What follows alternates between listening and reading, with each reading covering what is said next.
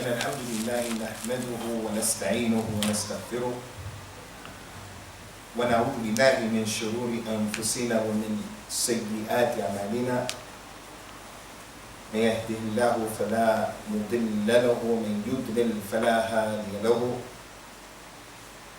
وأشهد أن لا إله إلا الله وحده لا شريك له وأشهد أن محمدا عبده ورسوله صلوات الله وسلامه عليه أما بعد فإن خير الكلام كلام الله وخير الهدى هدى رسول الله صلى الله عليه وسلم وشر الأمور محدثاتها وكل محدثة بدعة وكل بدعة ضلالة وكل ضلالة في النار. Few issues, inshallah, what I want to remind you of. First, at the top of the list, when I came to the masjid a few minutes before 8 o'clock, some people were reading the Quran. And in actuality, that's probably the best thing that we should be busying ourselves with during the month of Ramadan and outside of the month of Ramadan. Because the Prophet ﷺ used to say, Khayrul kalam kalamullah. And the best guidance is his guidance. So the best speech is Allah's speech. It's the best thing that you can preoccupy yourself with. And we shouldn't wait for the season of Ramadan to connect to the Book of Allah. This should be a month that inspires us to connect to the Quran, to reconnect to the Quran, but to keep pushing afterwards. The person, as those scholars used to say, who connects himself to the Book of Allah, there are invaluable benefits that come as a result of that. Benefits that you would be shocked and amazed. But because we don't give ourselves the opportunity, we don't empower ourselves with these things, we don't really appreciate that. Many benefits. So the Salaf, the companions, may Allah be pleased with them, and the scholars after them, many of them memorized the Quran. So when the month of Ramadan came, they stopped teaching, and they used to sit and read the Quran from the Mus'haf. Although the individual memorized the Quran, like our mother Aisha, she was hafidha to the Quran. But when the month of Ramadan came, because she was the al-Mu'mineen, she's everyone's mother, she would say, you bring to me whatever you have the Quran written on, and you bring to me, and you bring to me, and the people would bring her something, and she would read the Quran off of what was written, although she memorized. And when they asked her, why do you do that, ya al-Mu'mineen? She said, because the Prophet said, sallallahu alayhi wa sallam, man arada an yuhibba Allah wa rasuluhu wa an yuhibba Allah wa rasulahu falyaqra min al-mushaf. Anyone who wants Allah and His Messenger to love Him, and he wants to love Allah and His Messenger, then read from the mushaf. Now the Muslim who was jahil, mutakabbir, he's arrogant, he wants to put his intellect before the text, that guy is wretched. Because he'll see this hadith and he'll have some shak and some doubt, some raib. How is just looking at the mushaf and reading it going to cause Allah and His Messenger to love me and I'm going to love them? Whereas those companions, when they used to hear something from the Quran and the Sunnah, they didn't care. They just did it. Whether they understood or they didn't understand. Their applying did not depend upon whether they understood it or not. They just believed it. But the people today, great scholar of Islam, and Imam Abdullah ibn Sahl, or Sahl ibn Abdullah Tustari, he said, way back then, in the 300s, he was a scholar from the 3rd century. He said the time is going to come where if you tell a Muslim, Allah said this and His Prophet said that, so you should do this in all of your affairs, that Muslim is going to look at you as if you're crazy, and they're going to push you away, and they're going to put you down and talk bad about you. That's the time we're living in right now. That if you told someone he didn't understand it, like a person suffers from al-qaswa in his heart, he has a hard heart, he can't cry, whether it's the Quran or something happens, someone dies, someone close to him can die. He has a hard heart. He can't cry at all. For whatever reason. Prophet gave us the ilaj for this, sallallahu alaihi wasallam. He said anyone who was afflicted with a hard heart and he wants to soften his heart, just rub the head of an orphan. Someone who's a yatim, just rub his head. Some people, when they hear that hadith, because they don't understand, how could the mere rubbing of the head of an orphan cause my heart to beat? And these are the people who, this is a problem. This is the problem. This is the way that the munafiqeen were. When they would hear the Prophet say something, sallallahu alaihi wasallam, for an example, he's going to be the Amir. Him. The Prophet would say that. Everybody would look at him. Abu Bakr, Umar, Uthman, Ali, they were easy with it. Everybody was easy from the companions. The munafiqeen, they would look at him and say, but he has glasses. But he's younger than us. But look at his color. But look at this and look at that. Abu Bakr, Umar, Uthman, Ali, that they didn't have those types of ta'liqat. So the point here, Ikhwani, is best thing we could prepare ourselves with, busy ourselves with, is the book of Allah Azza wa Jal. So during this time, that's the best thing. And the second best thing that we can do today, right now, is to busy yourself with the dua. We know that there are certain times, certain places where the dua is accepted. And sometimes in that one place or that one particular time, multiple things are clashing at the same time. So your dua has more chance of being accepted. Like right now, I'm a traveler. The dua of the traveler is accepted. The one who is fasting, his dua is accepted. The dua on Friday, that many of the scholars said is the last hour on Friday between Maghrib, before Maghrib, between Asr and Maghrib, the last hour, his dua is accepted. The individual is being oppressed by someone or some people, his dua is being accepted. So it's a loss for a person to allow these opportunities to go by. So these are the things that we should be benefiting ourselves with and trying to do our best to hold on to. Simple, easy, doable matters. The big issues like building the Islamic State, those things will take care of themselves when people have the ability just to do the little things that right in front of his nose, right in front of his nose. So I want to share with you, as we said today in the Khutbatul Jummah, a few of the hawadith that happened with the Nabi sallallahu alaihi wasallam and his companions during the month of Ramadan. And these things happen because they're benefits for us and they're lessons for us. And that goes to show the integral role that the companions play in this religion. Ikhwani fillah. Anyone who tries to separate himself from the companions and he puts between himself and a barrier between the companions and their understanding of Islam, their application of Islam, their example in Islam, you are lost. The Sirat al-Mustaqim, Ihdina Sirat al-Mustaqim, Surah Al-Fatiha is a dua. Ihdina Sirat al-Mustaqim, Sirat al-Ladina an'amta alayhim. Guide us to the Sirat that is Mustaqim, the Sirat of those people you gave them your ni'mah. The scholars of Islam who gave tafsir of the Quran, they said, those people are the companions. Abu Bakr and Umar, Uthman, Ali. Because you and I, we couldn't be Muslims in the right way without knowing what happened with those companions. That Quran, from the beginning to the end, it was revealed because of things that were going on with them. And what I'm telling you is so basic and fundamental that I don't know how two rams, you know the rams with the horns, is something two rams can clash about. There's no room for another in this thing because it's so basic and fundamental that the Quran was revealed on those companions in the month of Ramadan. That's one of the hawadith that happened. It was revealed, the Quran was revealed by Allah in the month of Ramadan, and those companions took that Quran, every surah, every ayat, every incident, it was because of them. They understood it. So as a Muslim, a revert Muslim, as a person born and raised in Islam, as an Arab Muslim, as a North African Muslim, East African Muslim, as a revert, you have to understand, hey, the blueprint for this religion, how to practice it, understand it, apply it, it is in that in the way of the companions. And it's simple. So if I'm doing something that I can't reference this thing back to the companions, then don't do it. It's as simple as that. Without getting upset with me, without me getting upset with you. I see someone doing something, he sees me doing something in ibadah.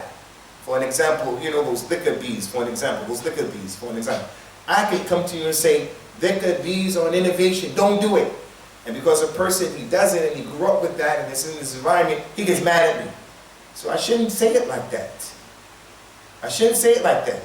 The way I should say it is, plant in his mind, in his heart, in his spirit, in his DNA. Hey, do you believe that Abu Bakr and Uthman, Ali, they knew this religion better than everyone? They're the ones who practice this religion better than everyone? He's going to say, Allahumma na'am, I believe that. Unless he comes from Iran, one of those places where they don't love the companions. But the normal person will say, I believe that. And you just say to him, then listen, Akhi, this thing of these dhikr bees, it was present during their time. And they addressed this issue. Abdullah ibn Mas'ud, the companion, when he saw people using rocks to make dhikr, subhanallah, subhanallah, subhanallah, and he saw them, he said, Ya ayyuhan nas, say you people, take those rocks and stop making dhikr with them, but instead count your sins with those rocks. Because if you want to know how to make dhikr, then the companions of the Prophet are mutawafirun. They're all around you. He said that the clothes of the Prophet didn't dry yet, sallallahu alaihi wasallam, meaning he died recently. He didn't die yet. His clothes didn't dry yet. They washed him, it's not dry yet. And his vessels are still here, they didn't break. And his companions are still around you. You can go to any house, in any direction, and find a number of companions in those homes. If you want to know, just go knock on the door and say, Ya Ibn Abbas, how do we make the dhikr? Ya Abdullah ibn Mas'ud, how do I believe this and that? So they pointed to that issue. And you know these people from Daesh, the ISIS people, Boko Haram, Shabab of Somalia, Qaeda, some of these people kind of like really going crazy in the world today. These people were present during the time of the companions. They were present. This mentality was present during the time of the companions. Because the Prophet told about them, sallallahu alaihi wasallam. They were the first group, deviant people who appeared during the time of Prophet Muhammad, sallallahu alaihi wasallam. And when they appeared, they were the ones who were doing these rocks. Subhanallah, alhamdulillah, la ilallah, la akbar. Abdullah ibn Mas'ud came out and said, hey, count your sins with these things. Count your sins. And then he left. They said later that these same people who sat in the masjid counting this thing, making dhikr, they were the same ones who took their swords out to fight the companions. They started saying that the companions were kuffar. So the rocks, at one time it was small, the innovation was small, and then it grew to something big. It grew into swords that start, and that's how all innovations start. They start off small. When the people wanted to do the mawlid of the Prophet sallallahu alaihi wasallam, it was a small idea. The people said, let's just take this day to do the mawlid and remember the Prophet sallallahu alaihi wasallam and his fadl on us. So they did that.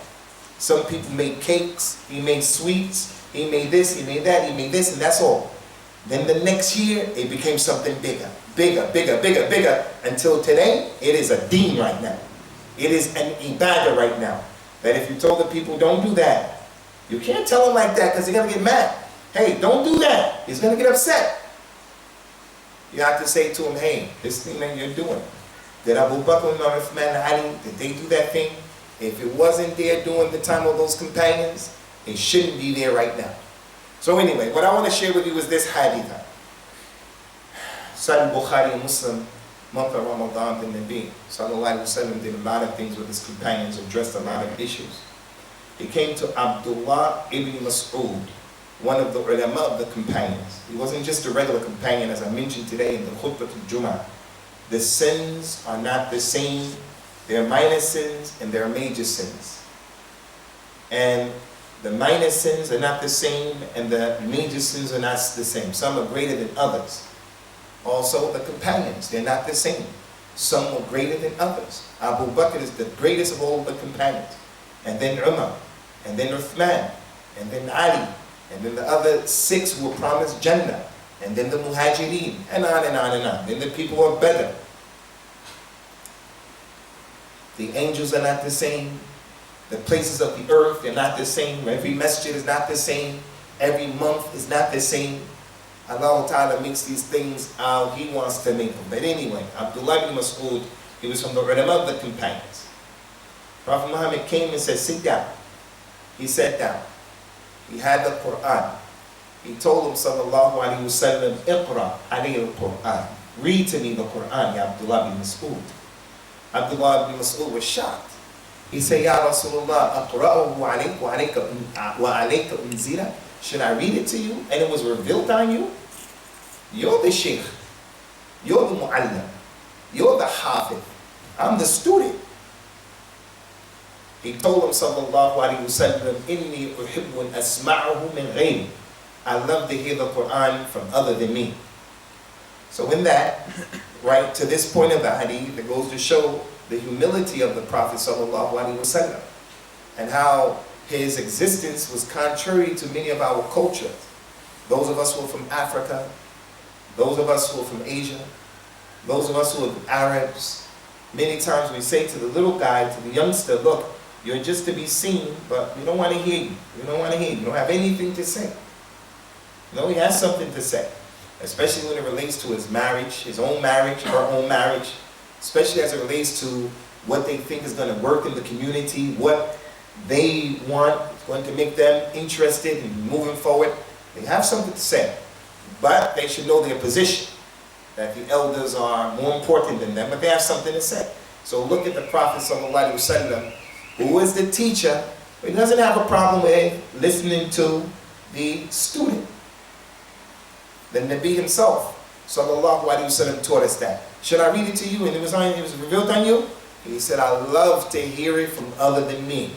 So part of the sunnah, his sunnah is, many of us, this is the 23rd day of Ramadaan of fasting.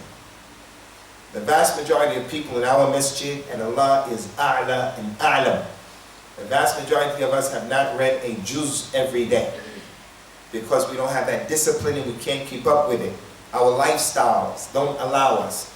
Our rugba, we just don't, for whatever reason, we don't do it.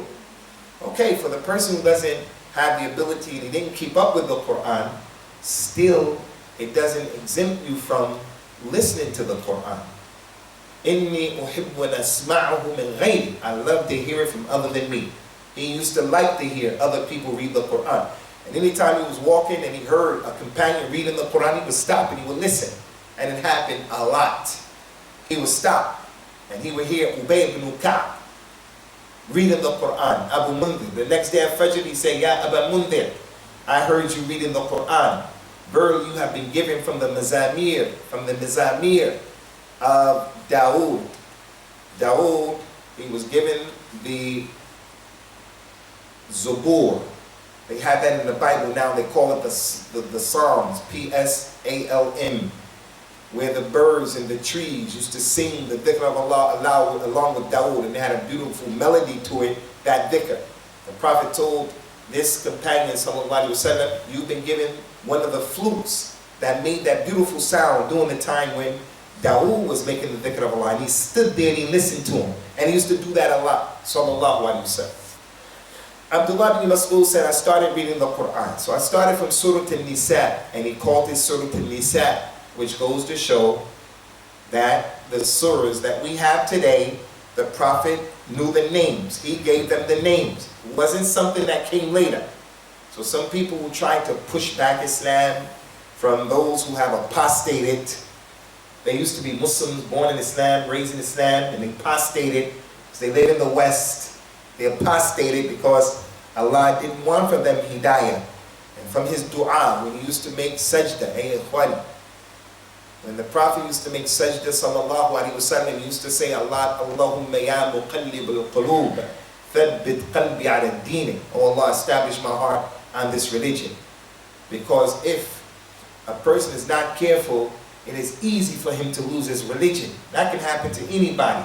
We see that here in the UK with some people. So the point here is, the Nabi sallallahu alayhi wa sallam, he knew this is Surah Al-Baqarah. He said, Surah Al-Baqarah, if it's read in the house, shaitan won't come to the house. He called it Surah Al-Baqarah. Surah Al-Baqarah and Ali Imran will come, and it will be a shafi'atan for the one who read it. It will intercede for you. He called the surahs. He called the surahs by their name. He called the Fatiha Kitab, Fatihatul Kitab. He used to name the surahs. Sallallahu Alaihi Wasallam. And then you hear these people coming, they want to make doubt in the minds of people and say, no, this happened later on because of some little shubahat. Anyway, Ibn Mas'ud said, I began to read from Surah An-Nisa, from the beginning. And then I came to the ayat and to the statement where Allah Ta'ala said, فَكَيْفَ إِذَا جِئْنَا مِنْ كُلِّ أُمَّةٍ بِشَهِيدٍ وَجِئْنَا بِكَ عَلَى هَؤُلَاءِ شَهِيدًا. How is it going to be, Ya Muhammad, if we bring Yawm al-Qiyamah, every nation, every group, we bring them forward to be judged, and we bring forward with them their witness, their Nabi, their Rasul, who's going to witness over them.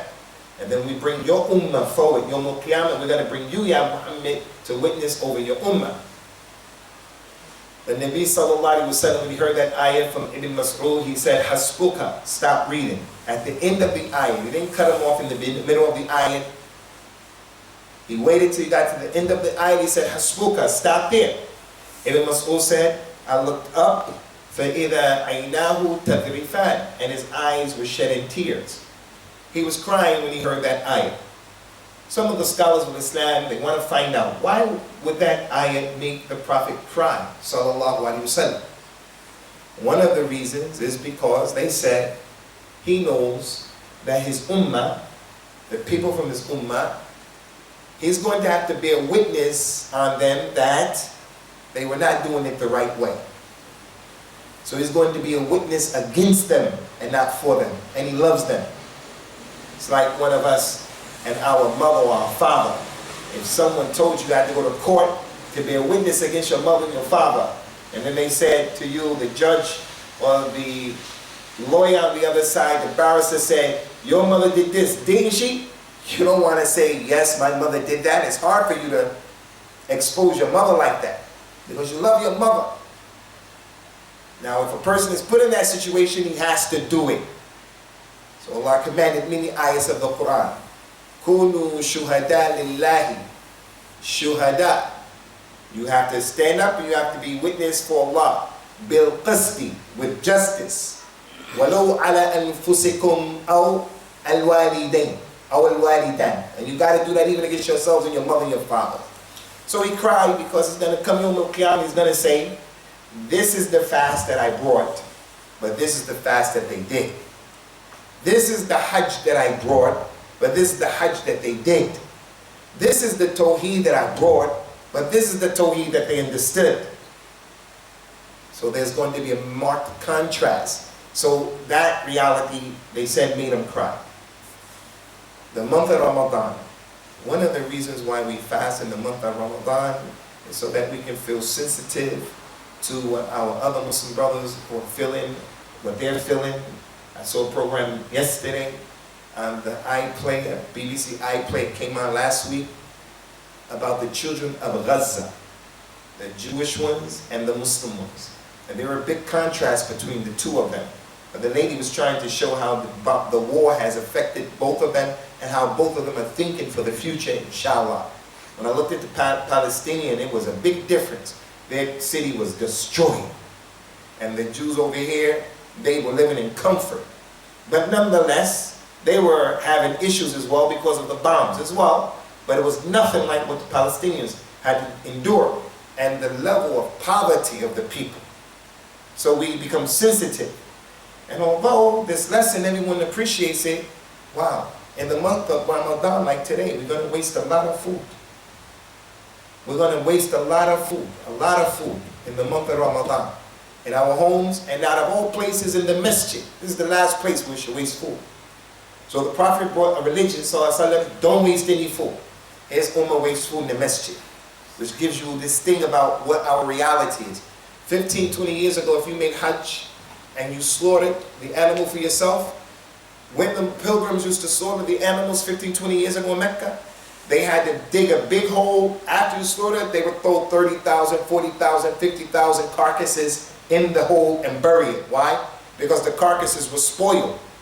At the Hajj, a rukn from the arkan of Islam, and it was all of that waste. So the Nabi is going to come, sallallahu alaihi wasallam, and when he's bearing witness, it's going to be a problem. They said that's why he cried.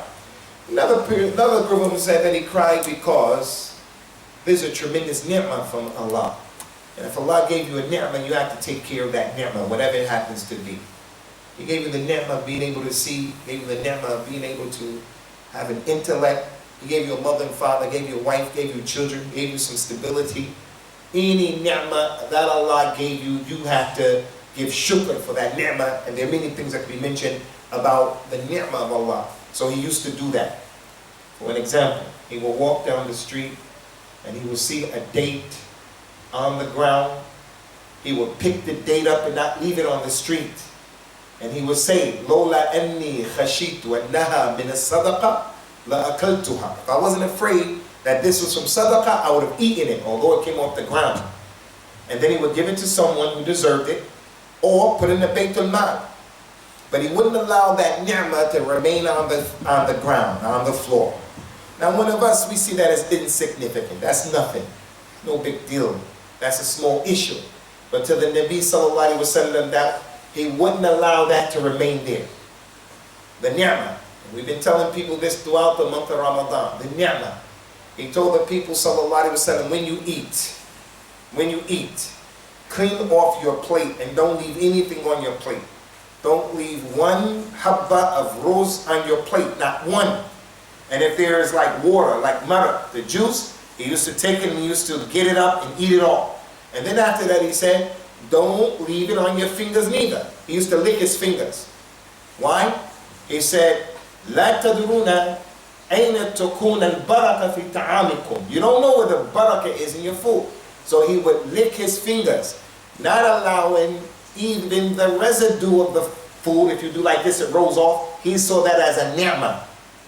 The Nabi Sallallahu, the way we see it is, if I throw the whole thing, I saw a thing on WhatsApp in the Khalij, the Gulf states, where the people were taking, you know, the big suhan, the big tray, the silver tray, they were picking it up, throwing it in the garbage after everybody left. And it was about 100 plates. 100 plates. This is how it is. That's his ummah. So he used to appreciate any and every ni'mah. Any and every ni'mah. And he had a lot. Sallallahu alaihi wasallam. He came out one day and he found Abu Bakr and Umar outside late at night. He said, what brings you two out at this time? They said, we're hungry, Ya Rasulullah, we're hungry. He said, me too, I came out at this time because I'm hungry. And he lifted his shirt and he had a rock tied to his stomach. Now this hadith is in Bukhari and Muslim, I heard it many times. Personally, I can't really relate to the hadith. I don't reject the hadith and I don't disbelieve in the hadith. But I can't relate to it because I don't know how it is to be that hungry. I mean, if I'm really hungry like that, I'm going to go to sleep. If I'm really hungry like that, I'm going to maybe go jogging and get it off my mind. But he was so hungry that he tied the rock on his stomach. I can't imagine that. So one of the companions came walking. He said, Ya Rasulullah, why are you outside at this time with your two companions? He said, because we're hungry. He said, I got something. Come to my house. He took him to the house and that companion slaughtered a little small sheep. Something he wouldn't do because he wants the sheep to grow up, to give milk, to benefit him and his family. But for the sunnah, sallallahu alaihi wasallam, he slaughtered the sheep. Before the Nabi ate the sheep, sallallahu alaihi wasallam, with his companions, they waited to see what he was going to do. He looked at the sheep and he said, ثُمَّ لَتُسْأَلُنَّ يَوْمَئِذٍ عَنِ النَّعِيمِ. He read that ayah. Then you're going to be asked Yawmul Qiyamah about the na'im, about the ni'mah. Every ni'mah that Allah gave you. So from the ni'mah that Allah gave him is, he's the khatam of the Anbiya and the Rasul. He'll be the first one to be woken up after everybody made sajda. He, sallallahu alaihi wasallam, will knock on the door and be the first one to be allowed in the Jannah. He has been given the hawd. His community will be the majority of the people in the Jannah. May Allah make us from them. He was given the greatest book. His religion and his book came and abrogated everything that went before it. He, sallallahu alaihi wasallam, will give the Shafa'a al-Kubra. So many things. He was given Surah al-Kawthar. All of those ni'mas.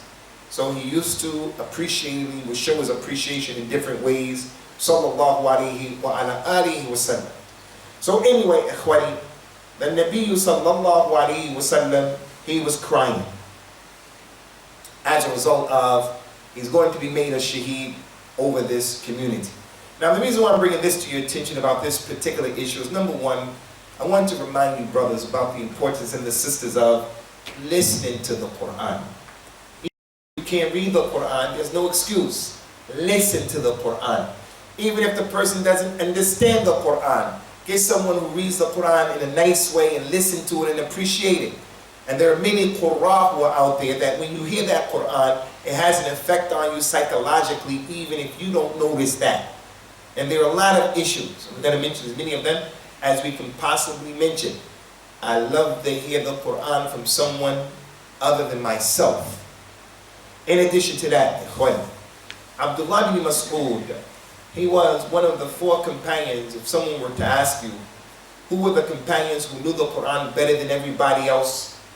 The recitation and the memorization of the Quran. Abdullah bin Abbas, he knew the tafsir of the Quran better than everybody. But who knew the recitation of the Quran? Like right now, the imam in this masjid. I never heard of any other imam in the city of Bedford read the Quran. He's the only one. Because I never went to another masjid in this city. But listening to him read the Quran, any Arab here knows, this brother knows what he's doing with that Quran. Not only does he have a nice voice, but it's clear, and you can listen to that. If a person comes from Taraweeh and he's tired, he still can listen to that and have nashat. But many people think it's the one who's making an ilhan with the Quran and he's singing it, he's the one. This brother here, Abdullah bin Mas'ud, he was like that. So in this city, he's above most people in this city. That's a ni'mah from Allah. He walks into any given place and he knows the Quran better than everybody. And the Prophet says, sallallahu alayhi wa sallam, khayrukum man ta'allam al-Quran mu'allama. So don't treat that brother in any way. He's hafid of the Quran. And I would even go as far as to say, invite that brother to your house. Give him some ihsan. Respect him and deal with him in a special way. Because that's from our religion. The Prophet says, sallallahu alayhi wa sallam, he said, inna min ijlalillahi ta'ala ijlal hamil al-Quran wa dhi shaybatin fil Islam. From the proof that a person has respect for Allah, he's afraid of Allah, he exonerates Allah, he glorifies Allah, magnifies Him, is if he sees someone who has the Quran, he respects him. And also if he sees someone who's older, he respects him. So Abdullah bin Mas'ud was one of those people. He was one of the 4. Abdullah bin Mas'ud, the Nabi told the people, learn the Quran from 4 people. Istaqra'ul Quran min arba'in. Learn the Quran from 4 people. Abdullah bin Mas'ud was the first one he mentioned. The first one. Now another very important thing about this hadith that I want to share with you, especially younger brothers, but everybody here. Abdullah bin Mas'ud, in this hadith, he read the ayat that the Prophet is going to be a witness over this ummah sallallahu alaihi wasallam. But not only is he going to be a witness, but everybody sitting here, if you die under Islam and while you're in Islam, we are witnesses over the people.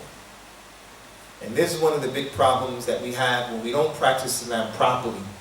We don't show our neighbors, our co-workers, our colleagues, this country, we don't show them a good picture of Islam and our behavior and how we move. These people, I walked back and forth from where I'm staying right now. There's a church right here. I'm at Main Road. You make a right, there's a church. Probably you guys don't notice that church. I never saw that church open. It's made dead. Nothing is in there. Our masjid is in the corner, and you can see outside some trash here and there. But this masjid has some life in it. It has nur, it has ruh. People are making the dhikr of Allah. Those big walls and those bricks, that's not what Allah is looking at. So the people in the outer community have to look at our community as a whole and see what we're doing. We started out like this, but look at us right now. And we're doing constructive things in the community. My neighbor sees that. But anyway, the ayat is said, the Nabi is a shaheed over us. But another ayat, Allah Ta'ala mentioned, وَكَذَلِكَ جَعَلْنَاكُمْ أُمَّةً وَسَطًا لِتَكُونُوا شُهَدَاءَ عَلَى النَّاسِ وَيَكُونَ الرَّسُولُ عَلَيْكُمْ شَهِيدًا. We made you people an ummah that's in the middle. Not too far to the right, not too far to the left in anything. You're in the middle. And we made you witnesses over the people So that, and we made the Rasul a witness over you. So he's a witness over us, but we're also a witness over the people who are around us. The companions were sitting, and a man, his janazah was brought by. Some of the Muslims started praising that Muslim who had died. When they praised him, the Prophet said it is lazim, it's wajib. Another janazah came by. The Muslims started saying he's a bad person, that guy is no good. The Prophet said it is wajib, lazim. When they heard him say this, the companions were students of knowledge. They wanted to know. They just didn't let something happen and they left it like that. A person reads an ayat of the Quran and he doesn't understand it. Salam. Why won't he go back and find out what it means? He doesn't even have to go back. He has a smartphone and he can find out right then and there. What does it mean? Right then and there. But things come, they spark your interest, and a person doesn't jump on it right now. Why? Because it's the religion. If it was something about the latest technology, if it was something like that, people would be more inquisitive and investigative. So those companions say, Ya Rasulullah, why did you say it's wajib when the first janazah is wajib in the second janazah? He said, when they brought by the first janazah, you people praised that man collectively as a community. It is wajib that he goes to Jannah because you praised him. And when the second janazah came by and you collectively talked bad about him, it is wajib that he's going to go to the hellfire. لَأَنَّكُمْ شُهَدَاءُ اللَّهِ فِي الْأَرْضِ, because you people are Allah's witnesses in the earth. So the meaning of that, as a young person, as a person, you know how some people say, I don't care what people think about me. I don't care what you think about me. I'm going to do what I want to do. I'm going to drink, have a girlfriend, smoke in public, I will be loud, behave how. That's not in our religion. You have to care what people think about you and how people look at you. Because if the community collectively have something negative to say, they don't like you and your family, there's a problem there. Someone wants to get married to a family in the community. And then, when the family finds out, so-and-so's son wants to get married to you, people say, A'udhu billah, don't do that. Everybody said that. Not one or two, everybody said that. That's a sign and indication that you have a problem with Allah's religion. And likewise, if all of the community collectively are saying, he's an honest person, this guy has integrity, that's a good family, then it's a good sign. It's one of the ways you can tell that the family is, and the people of the family are doing the right thing. And that's not only ikhwani for the community, that's also for your neighbor. The Prophet said the same thing, sallallahu alaihi wasallam, about the neighbor. He said, Yawmul Qiyamah, that the neighbor is going to come, and the neighbor is going to be a witness against you. And he didn't distinguish whether it's a Muslim neighbor or a Kafir neighbor. The Muslim neighbor or the Kafir neighbor. The neighbor has a very important position in Islam. The Arabs used to say, you want to move to a house? They said, Jar qabla dar. Look at your neighbor before you look at the house. Someone shows you a new house for the first time. You don't even see the house, you see the neighbor. And they're behaving a certain way, and you see things from them that gives you a bad feeling, that could be an evil omen. Jar qabla dar. Because you can have the nicest house in the world, in Bedford. You can have the nicest house. Coming into Bedford on the outside, there's some really nice houses out there, fenced in with trees and everything like that. You live in one of those houses, and your neighbor next door is throwing trash over, he's playing music, he's being difficult, you can't sleep, you're fighting, you're going to kill him, he's going to kill you. He'll make the quality of your life a problem. So the Muslim, his neighbor, if he says, this is a good person, that has some weight with Allah Azza wa Jalla. If he says he's a bad person, that has some weight with Allah Azza wa Jalla.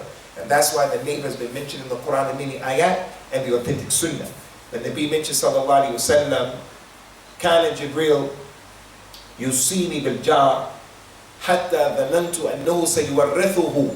Jibril used to come to me and tell me, take care of the neighbor, take care of the neighbor, take care of the neighbor. He would go. The next day, take care of the neighbor, the neighbor, the neighbor. He said he kept telling me, take care of the neighbor, take care. That he said it so much, I thought, because I'm the Rasul, I'm the Nabi, I know how things are going to become halal and haram by the tadrij. You know, when khamr was going to be made haram, the Prophet knew eventually it's going to be made haram the way it was going, because he is experienced. He said, Jibril used to tell me about the neighbor so much, I thought that Allah was going to allow the neighbor to inherit. If a person dies, his children get money, his mother, his father, his brothers, sisters, and the neighbor. But the neighbor was excluded for wisdoms that is with Allah Azza wa Jal, but it goes to show the level of the haqq of the job. So the Nabi sallallahu alayhi wa sallam, he is a shaheed over our ummah, but we're also a shaheed over the other people, which brings me to this point. We cannot, ikhwani, continue to reinforce the negative stereotypes that non-Muslims have about our religion. In every sphere of the social society, no matter what the profession is of the people, people in Europe and America, they look down at Muslims on every social level and ladder. Although we have some really good people, decent people, but it's the way we are, the way our mentality is when we come from. The medical field. Look at the medical field. Look at the medical field. FGM, female genital circumcision. When people look at that in the medical profession, they say, what's wrong with these people? They would do something like this. It doesn't make any sense. For an example, look at who suffers from the highest rates of hypertension, high blood pressure, bad diet, obesity. Who dies before everybody else in their countries? Who has the highest mortality rate for children? Everything is like that. Every field is like that. You'll find in every profession. That's not to say, I'm not one of those people who say the Muslims are bad, the Muslims are bad, kuffar. I'm not saying that. I'm saying the reason why they look like that. Some of them are closed-minded, some of them are racist, some of them are xenophobic. That's a fact. But many times the Muslims, we give these people ammunition to misunderstand us and to misunderstand our religion. In the education field, how much knowledge and emphasis, how much emphasis does Islam place on knowledge? Deen knowledge and secular knowledge. It was the Muslims who gave the world secular knowledge. And we hear that all the time. But what's the benefit of that if today our children are not excelling academically? Our children in this masjid. Not one or two or three are doing okay, but it is common practice that the children of the Muslims are the ones who are mutaqaddimin when it comes to education. And that's how those companions were. They call it in Arabic, ulu al-himma. Ulu al-himma. Not just being preoccupied with ibadah. I'm just praying and I'm just fasting. But being preoccupied with what Allah Ta'ala mentioned in many, many ayahs of the Quran and the Prophet in many, many hadith. Allah Ta'ala mentioned in the Quran, Kuntum khayra ummatin ukhrijat linnas. You were the best people brought forth for the people. The Prophet said, Al-Islam ya'la wa la yu'la. Islam is upper and everything else is down. Before I continue, I want to ask you guys a question. Because right now it's 9 o'clock. What time is the iftar?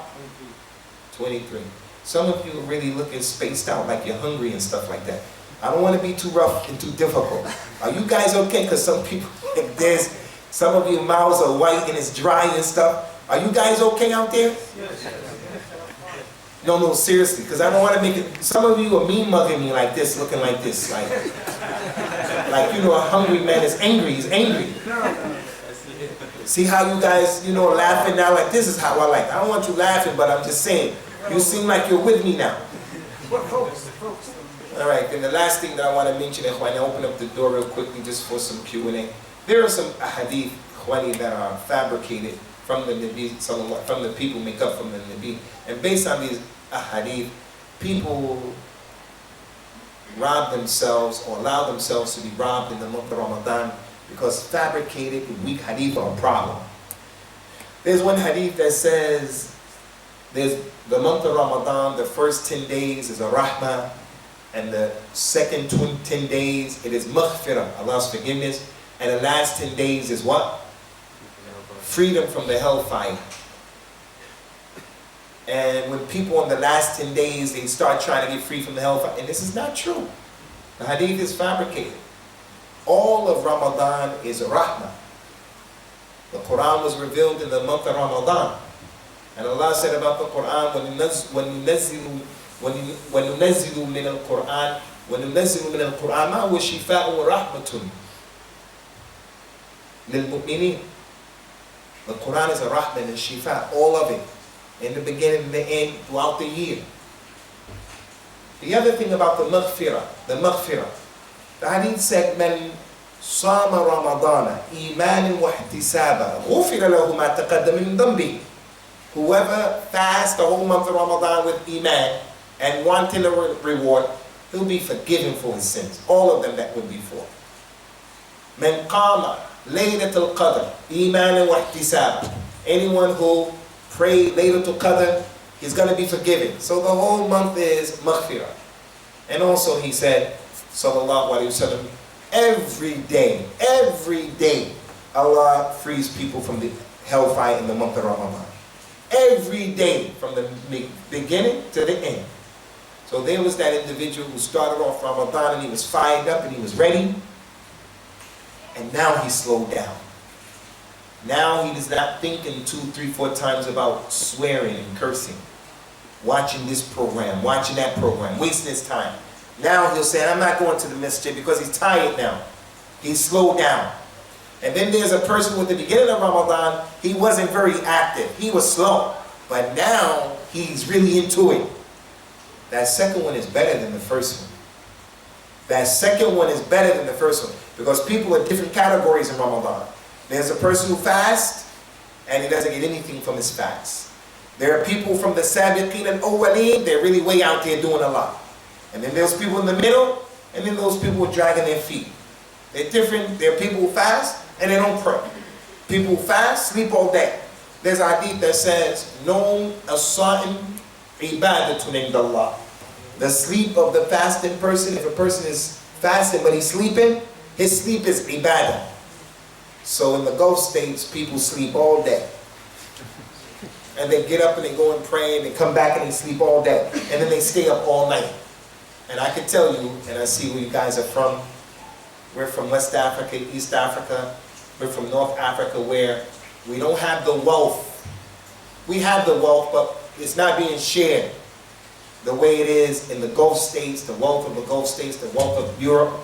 When we fast, where we come from, I fasted in Sudan, I fasted in Eritrea, I fasted in Nigeria, I fasted in Senegal, Gambia, I fasted in those places, I fasted in India. When you fast in those countries, you taste the sweetness of fasting. When you fast here, we have 10 fans here. We can turn the light off and relax. We have cars. We have refrigerators. We have all that food. But when you're in Africa, you have to walk to the souk. You have to bring the meat home for that day. Because there's no refrigerator. You have to bring the meat home for that day, if you can get the meat. You understand? And as a result of that struggle, you really feel, man, I did something. We're over here, it's not like that. Now, I'm not telling anyone. Don't anyone go and say Abu Sama said, let's go back to Africa to fast the last 7 days. I didn't say that.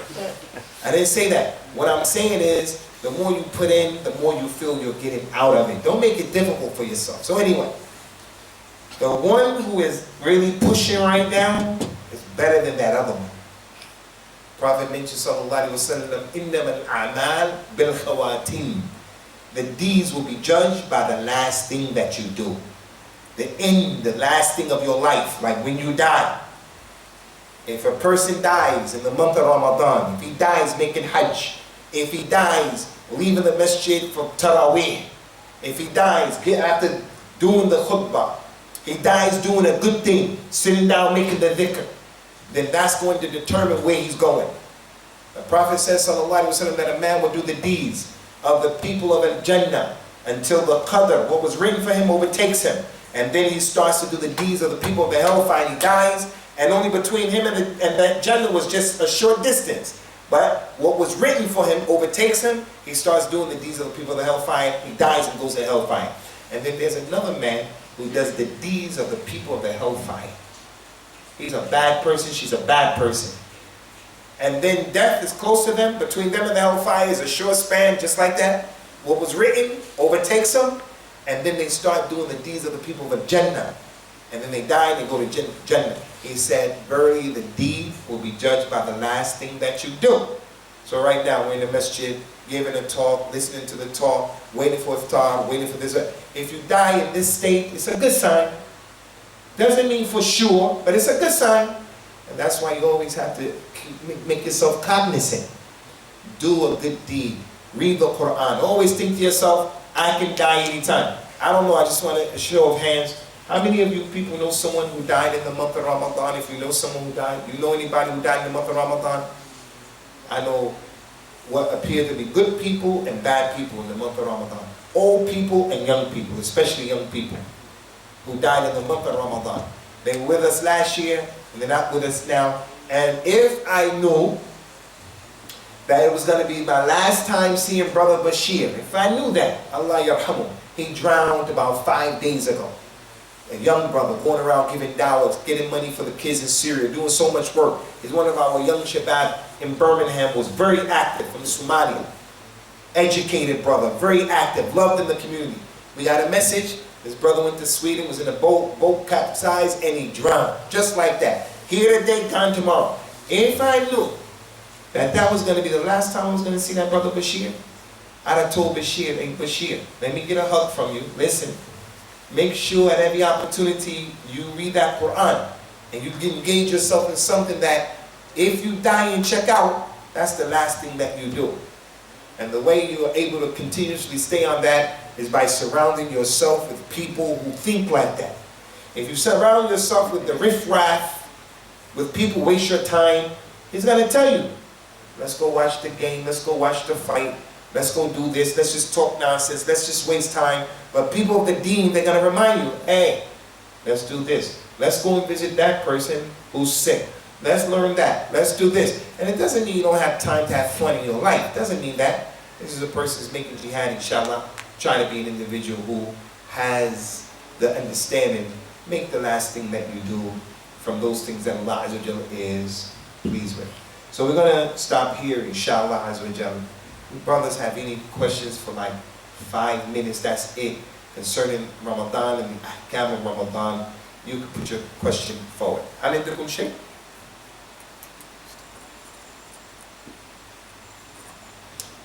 What time is iftar? What time? 23? 23. Naam, akhi, tfaddal. I have a question. First of all, I have a notice or remark. I don't know where you fasted in Africa, but for me, fasting in Africa is like more easy than fasting here.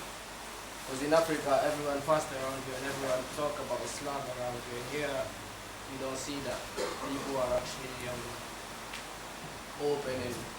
What part of Africa are you referring to? Guinea. Where are you from? Guinea, West Africa. That's definitely a reality. Everybody around you is fasting, and it helps for sure, no doubt. And the hours are less as well. That's a fact. That's a fact. But on the flip side of that, there are also problems on the other side, like I was talking about. The technology, the imkaniyat is a bit more difficult. I personally, like I said, feel and taste the lidda and the halawa and the ma'na of fasting in Africa. Over here, wherever you are, as the Prophet says, sallallahu alaihi wasallam, the sa'im, he has farhatan. He gets 2 happinesses, no matter where he's at. When that adhan goes off and it's time and you eat those dates, whether you're in the UK or in Africa, when you're fasting 18 and a half hours or 10, 11, 12 hours, you feel good at that moment. That is a special feeling.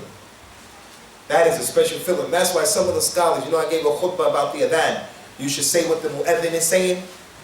But when you're fasting, no one is trying to eat and say what the mu'adhin is saying and all of that stuff. Because the ibadat are muzdahim and there are a lot of things to do.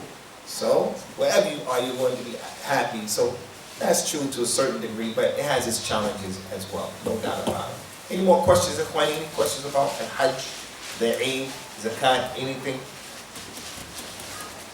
Fadli Ahi. Go ahead. Yeah, that wasn't my question. My question was, why are you preaching with the hadith? Because for me, the hadith is what you use to explain the Quran. So why you preaching the hadith, not the Quran? Why you preaching the word of Prophet Muhammad, not Prophet of God himself?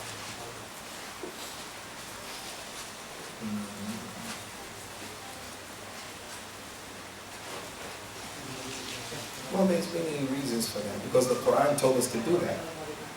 So any Muslim who's a real Muslim, he has to understand that Allah Ta'ala said in the Quran, and this is what kind of freaks me out about some of the misunderstanding that some Muslims have about the Hadith and the Sunnah.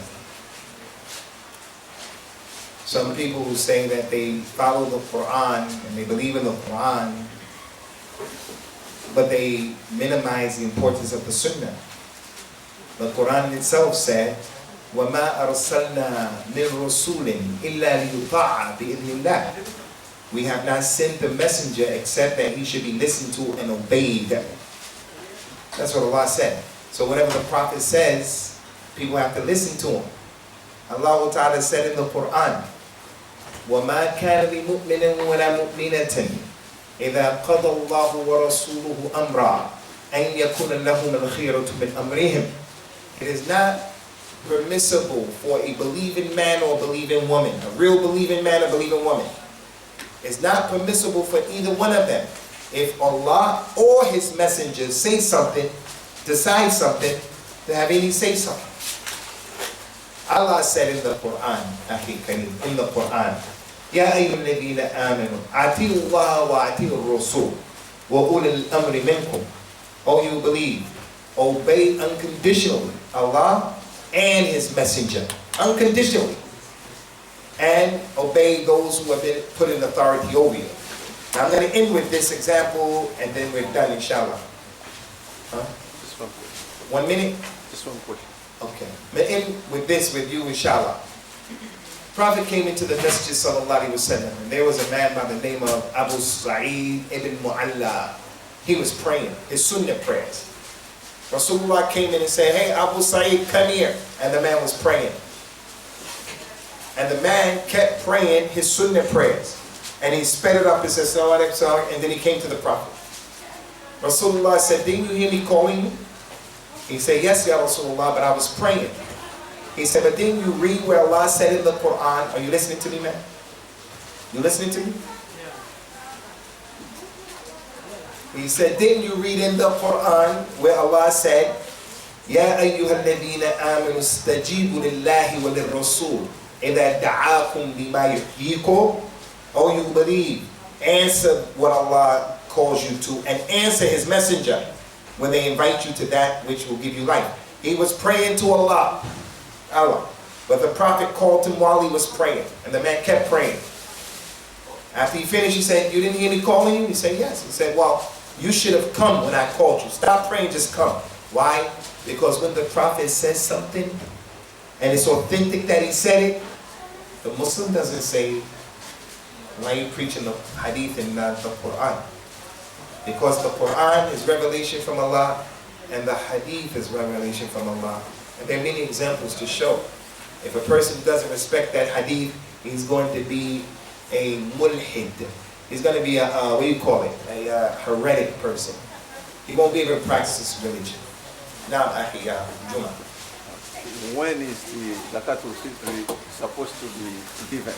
Zakatul Fitr, Ikhwani, should be given before the Salah.